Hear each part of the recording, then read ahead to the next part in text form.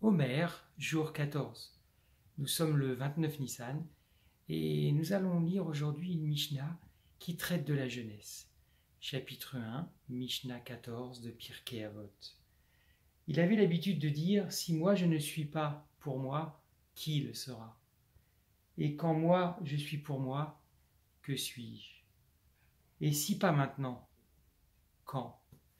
Voilà, ce passage parle de l'action et parle du recul que nous avons sur nos propres actions. Dans les commentaires, il est énormément parlé de la jeunesse et de notre attitude passive ou active. Si vous lisez un proverbe dans les commentaires de Rashi notamment, et dans les commentaires de Rambam, il y a le proverbe 2, verset 6, qui dit « Éduque le jeune homme d'après sa voie, en vieillissant, il ne s'en écartera pas. » En fait, quand vous lisez les différents commentaires, notamment celui de Rashi que nous lirons tout à l'heure, il est évident que la question se pose, est-ce qu'il est plus facile de changer et d'être actif quand on est jeune que lorsque l'on est âgé ? Je ne sais pas quel âge vous avez. Moi, j'ai dépassé la cinquantaine. Le Rav Emmanuel dit souvent qu'à partir d'un certain âge, il est quasi impossible de changer ses habitudes. Lisons le commentaire de Rashi et nous verrons ensuite les conseils du Rav Shaul pour le jeune Timothée. Si je ne fais pas ce qu'il m'est commandé de faire, qui le fera pour moi ? Se demande Rashi. Et même lorsque je le fais, jamais je ne m'acquitte totalement de l'obligation qui pèse sur moi. Mais si je ne le fais pas alors que je suis en vie, quand le ferai-je ? Voilà, ça c'est la vraie question. La procrastination. Je ne vais pas le faire maintenant, je vais attendre. C'est pas à moi de le faire. Quelqu'un dans l'assemblée le fera. Quelqu'un dans la Keïla le fera. Quelqu'un dans ma famille le fera. Car celui qui peine la veille du Shabbat mangera le lendemain. Mais celui qui ne travaille pas, que mangera-t-il le Shabbat ? La tendance que nous avons à reculer les actions et à ne pas agir. Il est important de se bouger, comme dirait le Rav. Bougez-vous. Les jeunes, faites comme Rachid, faites comme Alan, n'hésitez pas à faire des vidéos, n'hésitez pas à partager, donnez-vous, proposez-vous, que ce soit sur Genève, à Paris ou ailleurs, que ce ne soit pas toujours les vieux de la vieille qui fassent les choses. Et souvent les femmes, des fois plus que les hommes. Les femmes sont tellement actives dans les communautés. Où sont les hommes ? Où sont les hommes jeunes ?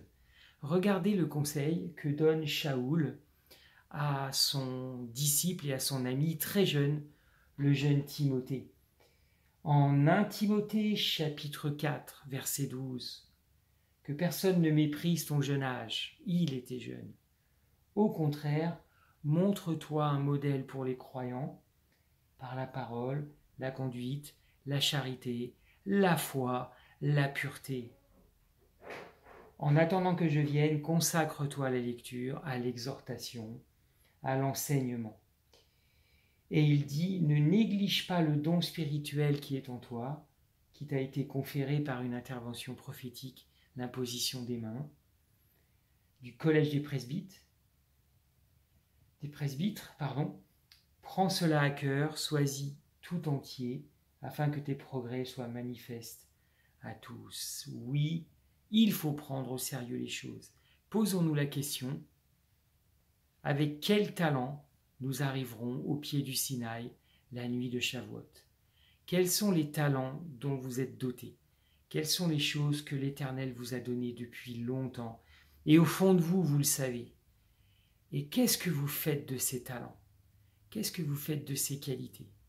Quel que soit votre âge, et si vous êtes jeune, encore plus, et si on est âgé comme moi, faut pas se relâcher, faut continuer, il faut s'exhorter, il faut être discipliné.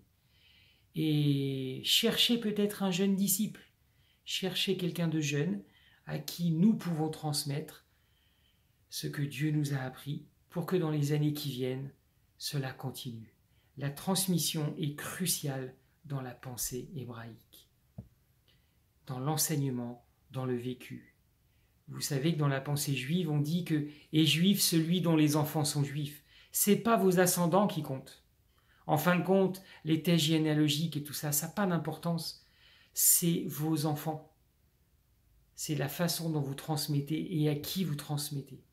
Est-ce que vous avez un enfant dans la foi en ce moment? Est-ce que nous avons des enfants dans la foi? Est-ce qu'il y a une personne à qui on peut transmettre quelque chose? Et dans notre communauté, dans notre Keïla, dans notre entourage, est-ce qu'il y a des jeunes? Est-ce qu'il y a des jeunes qui vont faire comme Timothée, qui vont s'attacher à des plus anciens, qui vont prendre la relève? Voilà, donc nous sommes amenés à examiner tout ça. Arrivons au pied du Sinaï la nuit de Shavuot avec nos talents, en ayant conscience, pas de fausse humilité, et en se disant « je l'ai mis en pratique et je vais continuer ». Sortir de Mitzraïm, c'est aussi ça. C'est sortir de sa boîte pour mettre en avant les talents que Dieu nous a donnés. Je ne vais pas vous parler de la parabole des talents. Vous pourrez la chercher vous-même. Les choses sont claires. Proverbe 2, verset 6. Éduque le jeune homme d'après sa voie. En vieillissant, il ne s'en écartera pas. Quel que soit l'âge, bougeons-nous, veillons sur nous-mêmes. À demain les amis, pour une prochaine Mishnah. Bonne journée.